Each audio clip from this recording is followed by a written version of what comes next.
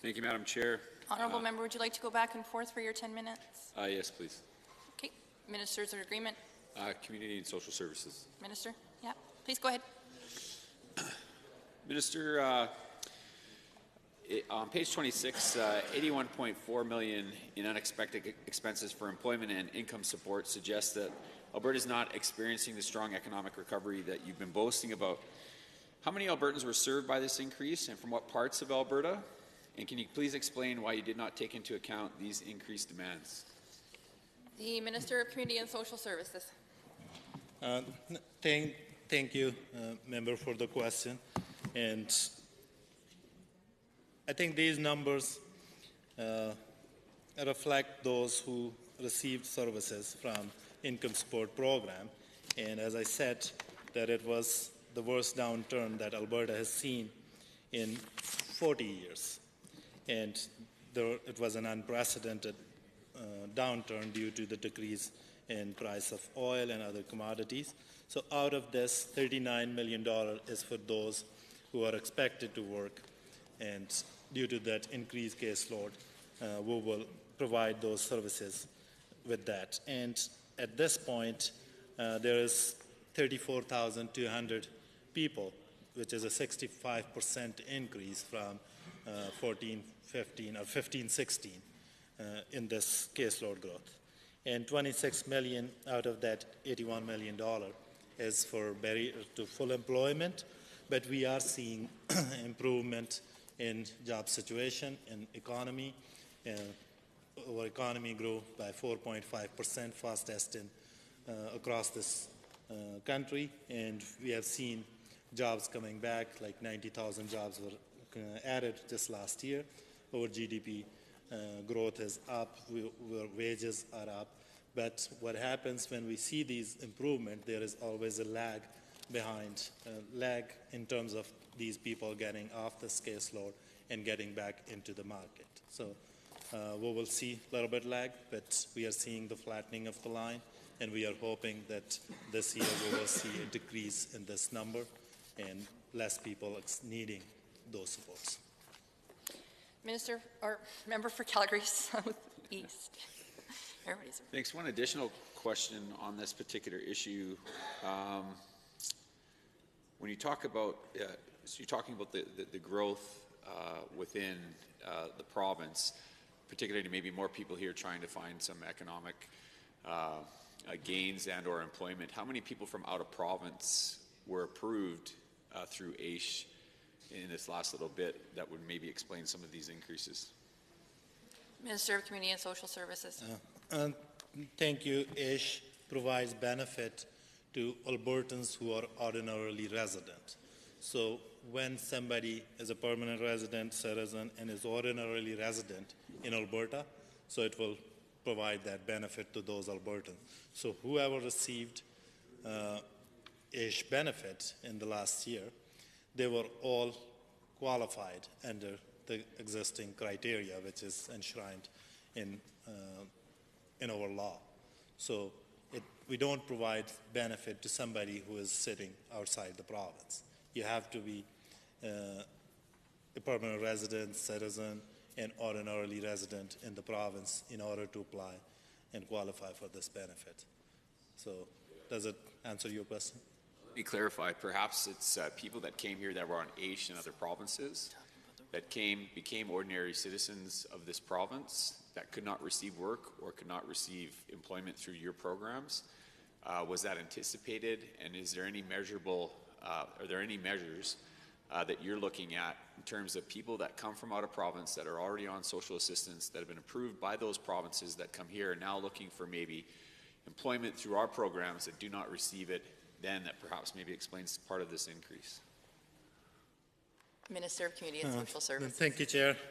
I don't know if I'm still following the question, but every province has a different program and different statutory or regulatory requirements in order to qualify for those benefits.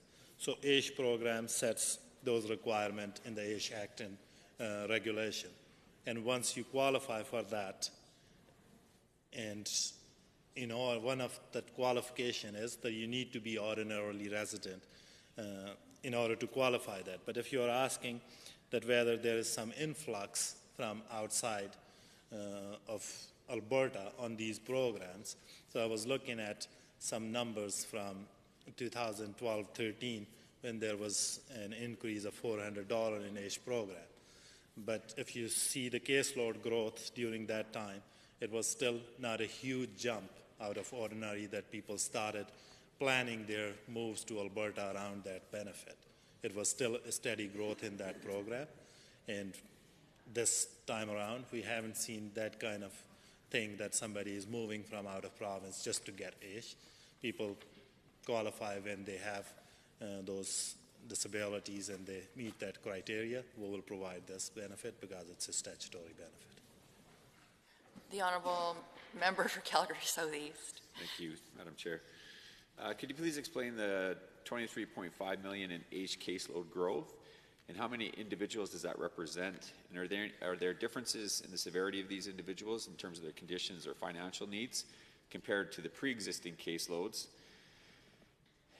And similarly, the $43.8 million in PDD caseload growth and $19.8 million in family support for children with disabilities.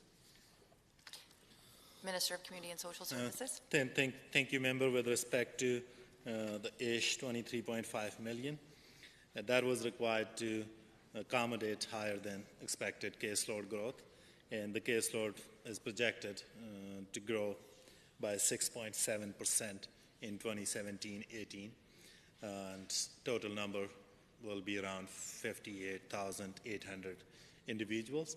That caseload growth is a bit higher than what we have seen before. In terms of, is there a difference between what they get? AISH, in fact, is a guaranteed, if I put it that way, it's a guaranteed income program. It makes sure that your income from all sources doesn't fall below a certain limit, legislated limit of 1588. So sometime when economy goes down, some people who have some part-time employment, they might lose that, and government will have an obligation to make sure their income doesn't fall below 1588. So sometimes that also increases cost per case. But in general, I guess program is to ensure that everyone who is on this caseload, they get 1588 minimum from this program from all sources. And there are certain incomes that are exempt, non-exempt, partially exempt. There are some exemptions available to them if they have some employment income, that kind of thing. With respect to PDD funding, it's $40 million higher than what we asked initially, and caseload is projected to grow by 4.1% to more than 11,900 individuals, and $3 million of that was used to support the minimum wage increase and accommodate the agencies with more overnight staffing and those kind of services, and $2.4 million of career and employment services for persons with development disabilities was offset by a grant from federal government. So that makes the total of 46 that we increased for PDD. Similarly, in FSCD, we have seen a significant caseload growth, that is 10.7%, making the caseload almost 12,500, and that's why we added $19.8 million. I guess there were many factors at play: increased awareness among parents about these services, better diagnostic technologies and research. But in all that, we can say that these are statutorily mandated programs. When Albertans qualify, government has an obligation to provide those benefits. And during these tough times, certainly these programs were more in need, and we made sure that Albertans get the support they need. The Honourable Member for Calgary Southeast. Minister, you mentioned that just when you were speaking about PDD, and perhaps maybe this is some of the other questions that I've asked, the unanticipated, are you saying that you guys did not anticipate your own increase to minimum wage, and that's why, so when you initially funded this and you knew all along that minimum wage was going to be increased, but yet you couldn't budget for that. And this is why we're at where we're at.